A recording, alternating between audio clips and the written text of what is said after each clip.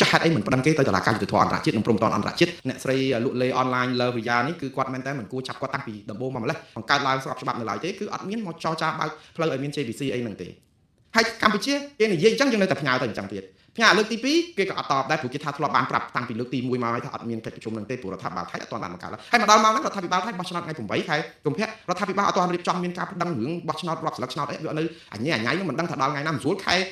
មេសាហ្នឹងមិនដឹងបង្កើតបានអត់ផងហើយតែយើងសូមឲ្យគេជួបថ្ងៃ1ដល់ថ្ងៃ7ខែមីនានេះប្រហែលថ្ងៃនេះ3 4ថ្ងៃទៀតតែជួបមិនបើរដ្ឋាភិបាលនឹងអត់ទាន់បង្កើតឡើងបានផងហើយទៅយើងចេះតែគិតថាផ្ញើលិខិតនេះដើម្បីដាស់តឿនក្រៅរំលឹកបើសិនជាយើងនិយាយអំពីគោលការណ៍ជាក់ស្ដែងទូទៅនៅពេលដែលភាគីម្ខាងប្រាប់ថាខ្ញុំអត់ទាន់អាចធ្វើអារឿងហ្នឹងបានទេចាំដល់ថ្ងៃនេះសិនចាំខ្ញុំមានអញ្ចេះសិនហើយទៅអាថ្ងៃហ្នឹងអាមានអញ្ចឹងអត់ទាន់មកយើងនៅតែរន្ធើនឬក៏នេះអញ្ចឹងទៀតតែយើងស្ដាប់មើលទៅដូចជាយ៉ាងម៉េចទៅវិញបងប្អូនខ្ញុំមិនចំទាស់គណៈកម្មាធិការខ្មែរតែធ្វើត្រូវតែប្រាប់ថៃហើយព្រោះអីថៃអាចឈ្លានពានកម្ពុជាបាននៅក្នុងរដ្ឋាភិបាលចាំផ្ទះហ្នឹងហេតុអីក៏អាចរំលោភផែនទីដីខ្មែរបានហើយចុះហត្ថលេខាបានយកដីខ្មែរទៅគ្រប់គ្រងបានអាហ្នឹងអាចសម្រេចបានតទៅពេលសម្រេចវាស់វែងបែរទៅជាចាំរដ្ឋាភិបាលថ្មីខ្ញុំគិតថាថៃខូចដែរចង់និយាយចេះខ្ញុំមិនគិតថាថៃជាមនុស្សដែលមានសិលធម៌ទេខ្ញុំគិតថាថៃខូចព្រោះអីកាលខ្លួនវាយដីខ្មែរបាននៅជារដ្ឋមន្ត្រីរដ្ឋាភិបាលចាំផ្ទះយកចុះហត្ថលេខាឲ្យលោកណាត់ធំណាផនិចមកចុះជាមួយលោកទាសីហាព្រមព្រៀងគ្នាគ្រប់គ្រងដីខ្មែរគ្រប់គ្រងចំណេញដីខ្មែររដ្ឋាភិបាលចាំផ្ទះសោះយកបានតែដល់តែពេលវាស់វែងដើម្បីអាចខ្ចាក់ដីខ្មែរមកវិញគាត់ថាអត់ទេចាំតរដ្ឋាភិបាលថ្មីព្រោះរដ្ឋាភិបាលចាស់នេះអត់ទាន់មានសិទ្ធិសម្រេចចុះអ្នកណាសម្រេចរឿងថ្ងៃ27ខែធ្នូក៏រដ្ឋាភិបាលចាំផ្ទះថៃខូចកន្លែងហ្នឹងដែរបងប្អូននិយាយអស់ក៏ប៉ុន្តែកម្ពុជាយើងនឹងក៏ដឹងដែរថាបើថៃនិយាយថាទេតើតែចាំថ្ងៃទីនេះអីមកបានអាចធ្វើបានហើយបើសិនជាយើងសរសេរលិខិតទី3ហ្នឹងក៏គួរដាក់អញ្ចេះភាគីថៃមិនគួរណាកិច្ចវេះពីការប្រជុំកិច្ចការព្រំដែនវាស់វែងនឹងទេព្រោះអីអាកាលយើងព្រមព្រៀងគ្នានៅក្នុងការគ្រប់គ្រងកន្លែងណាកន្លែងហ្នឹងក្រែងរដ្ឋាភិបាលហ្នឹងក្រៅ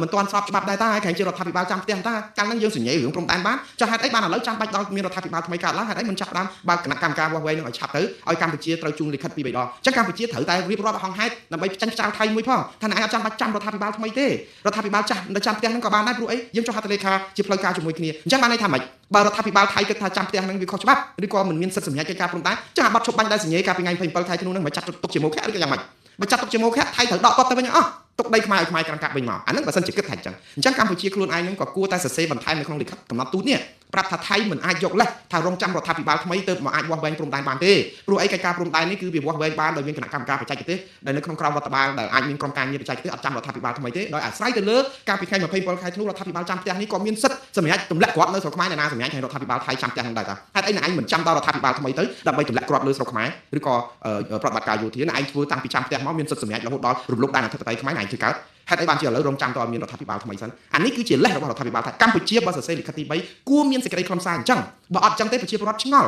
យើងដូចក្មេងបៀមដៃអញ្ចឹងបងប្អូនបើគេឧទាហរណ៍យើងទៅទាលុយជាពាក់គេយើងផ្ញើលិខិតទាលុយជាពាក់គេប្រាប់ថាខ្ញុំអត់ទាន់អាចនឹងសងលុយបានទេព្រោះអីខ្ញុំត្រូវចា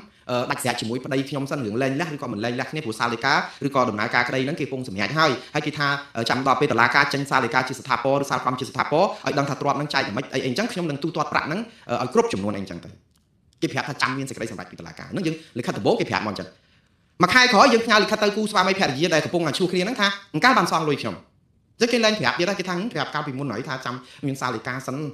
ដល់ពេលខែទី3យើងផ្ញើលិខិតមួយទៀតថាអង្ការបានសងលុយខ្ញុំតើអ្នកណាជាអ្នកប្រព្រឹត្តអំពើដដែលហើយរំពឹងលទ្ធផលថ្មីមិនមែនភាគីជាពាក់បំណុលទេគឺភាគីយើងជាអ្នកទាលុយគេនេះដែលគេម្ចាស់គេនឹងគេប្រាប់មកជាផ្លូវការឲ្យថាអត់ទាន់សងលុយបានទេទាល់តែមានសាលលេខារបស់តុលាការអញ្ចឹងធ្វើមិនចាំដូចគ្នានៅក្នុងរដ្ឋាភិបាលថៃនេះគឺតើតែចាំអញ្ចឹងបើមិនចាំតើតែយើងកែនៅក្នុងកំណត់ទូតឲ្យមានហេតុផលផ្សេងថាណាខ្ញុំអត់ចាំបានទេណែឯងបោកគេមកយកឲ្យចេះថាប្អូសពេលអញ្ចឹងតាមពិតចាំណែឯងអត់សងដូច្នេះឆ្លងតាមបទពិសោធន៍ចាំហ្នឹងណែឯងត្រូវតែរៀបចំសងលុយខ្ញុំឲ្យឆាប់ឲ្យតាមតែអាចធ្វើទៅបានអាហ្នឹងបានប្រជាពលរដ្ឋដែលស្ដាប់មកហ្នឹងជឿថារដ្ឋាភិបាលធ្វើរឿងត្រូវដល់តែពេលយើងធ្វើដដែល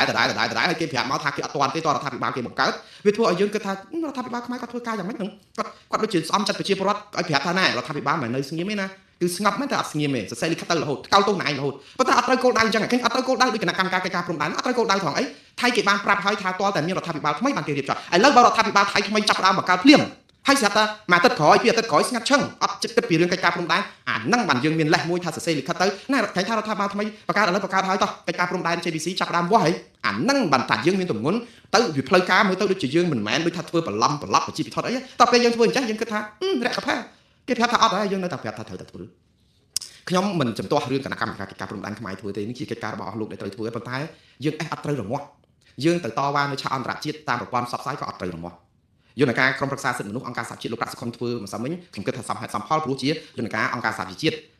ក៏ប៉ុន្តែនៅតែគ្មានឥទ្ធិពលនៅក្នុងការដោះស្រាយបញ្ហាយើងឲ្យចំគោលដៅដែរព្រោះចំនួនព្រំដែនរបស់យើងវាហួសពីសម្របសម្រួលពីអង្គការណាហើយវាចូលដល់លក្ខណៈព្រំប្រទានលក្ខណៈដែលថៃឈ្លានពានរំលោភដែនអធិបតេយ្យជាក់ស្ដែងទៅហើយរំលោភបាត់ជប់បាញ់អីដោយលោកហ៊ុនម៉ាណែតថាចុះហេតុអីមិនប្តឹងគេទៅតុលាការយុត្តិធម៌អន្តរជាតិនិងព្រំប្រទានអន្តរជាតិប្តឹងទោះទៅក្នុងតម្លៃណាក៏ដោយអ្នកឯងទទួលមិនទទួលគេយកមិនយកគឺយើងត្រូវតែរកយន្តការដាក់ប្តឹងព្រោះយើងអត់បានប្រយោជន៍ទេនៅក្នុងការដែលទូមស្គាល់លើឆាកអន្តរជាតិវាបានតែរលករញ្ជួយស៊ូណាមីបរមាណូពីថៃវាយបកមកយើងវិញហើយស្ថានភាពព្រំដែនកាន់តែអាក្រក់ជាងមុនអាចនឹងវាយវាញ់គ្នាលើកទី3ទៀតយើងនឹងអស់ដីកាន់តែច្រើនទៀតឬមួយក៏យើងរំពឹងថាចាំមើលតាមបាយទី3យើងក្តោបកសោបពេញយកថៃឲ្យអស់ហ្មងនេះគឺជាការសង្ឃឹមខ្យល់ហើយព្រោះកាលថៃអត់ទាន់បាញ់ចូលដល់ដីខ្មែរវាយយកអស់ថៃអត់ទាន់មានលេនដ្ឋាននៅក្នុងដីខ្មែរទេឥឡូវជីកលេនដ្ឋានជីកអីហើយរឿងដែលគួរឲ្យរកម្មចិត្តមួយទៀត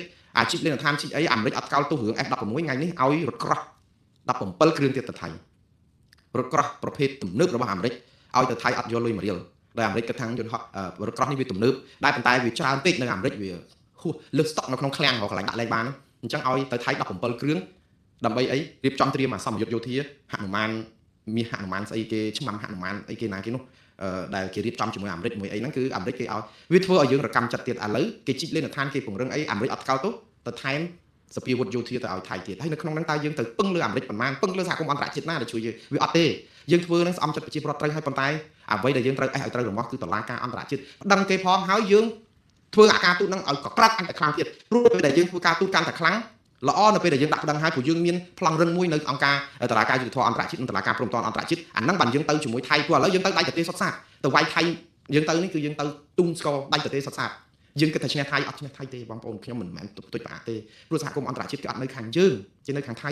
គេនៅខាងបាត់ជុំបាញ់ដែលយើងព្រមព្រៀងជាមួយថៃឲ្យថៃនៅណានឹងហ្នឹងដូច្នេះគេគិតថាយើងចាប់ហើយកម្ពុជាចាប់ហើយអញ្ចឹងដល់ពេលអញ្ចឹងកម្ពុជាទៅទុំស្គរលើឆាកអន្តរជាតិតែក្នុងពេលជាមួយគ្នាហ្នឹងគឺកំពុងតែលួងថៃឲ្យមកចូលចាស់ការចរចាទ្វេភាគីដែលជាអន្ទាក់របស់ថៃដែលចង់បានពីយូរហើយថៃអត់ដែលចង់ឲ្យប្រទេសទី3ណាតាក់ទងទេចង់តែនិយាយថា2នាក់ព្រោះស្រួលធ្វើស៊ីខ្មែរឥឡូវយើងចង់ក្រោយអស់ជំរឿទុំស្គរដើម្បីគៀកដូចបាញ់ត្រីឲ្យចូលមកអញ្ចឹងហើយមកហ្នឹងគឺមកថៃទៀតមិនមែនមកខ្មែរទៀត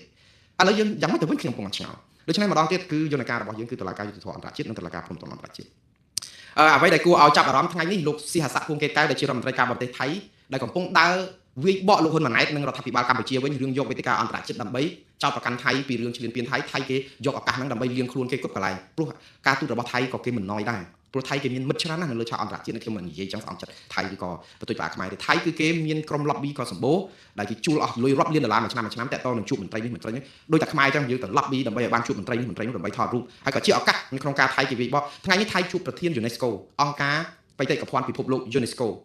ហើយគេទៅប្រាប់ថាម៉េចគេប្រាប់ចឹងចេះរដ្ឋាភិបាលថៃមានការសោកស្ដាយរឿងគ្រាប់ផ្លោងត្រូវប្រាសាទព្រះវិហារថៃសម្ដែងការសោកស្ដាយយើងស្ដាប់មកឃើញថៃគេទទួលស្គាល់ថាមិនគួរណាទីប្រាសាទព្រះវិហារស្ដាប់ទៅឃើញគេថ្លៃថ្នូរចាស់ទុំរបស់គេទៀតគឺគេប្រកែការទូតចឹងថៃគេថាគេបង្ហាញការសោកស្ដាយដែលប្រាសាទព្រះវិហាររងគ្រាប់ផ្លោងខ្ទេចខ្ទាំក៏ប៉ុន្តែរឿងទាំងអស់នេះគេនិយាយចេះវិញទៀតសោកស្ដាយដែលបេតិកភណ្ឌពិភពលោកមួយនេះត្រូវគ្រាប់ផ្លោងប៉ុន្តែបើទាហានខ្មែរមិនយកទីតាំងប្រាសាទព្រះវិហារជាមូលដ្ឋានទ័ពថៃក៏មិនបាញ់គ្រាប់ឬក៏គ្រាប់ផ្លោងនឹងវាអាចត្រូវតំបន់នឹងដែរព្រោះគេបាញ់ដើម្បីទប់ទាហានខ្មែរដែលបាញ់ចេញពីតំបន់ប្រាសាទព្រះវិហារទៅទាហានថៃឃើញគេយកលេសអញ្ចឹងទេបងប្អូនហើយដល់ពេលយកលេសអញ្ចឹងយើងចាប់ផ្ដើមថៃបោកសហគមន៍អន្តរជាតិប៉ុន្តែគេបោកសំទៀតគេនៅគេថាយើងមានទ័ពនៅប្រាសាទយកប្រាសាទជាខែលទ័ពហើយដល់ពេលយើងនឹងអាចឆ្លើយថានេះគឺជាការចាប់ប្រកាន់របស់ថៃហើយទាហានខ្មែរមិននៅប្រាសាទព្រះវិហារទេអ្នកឯងមានចេតនាចង់បំផ្លាញប្រាសាទដែលជាបេតិកភណ្ឌពិភពលោក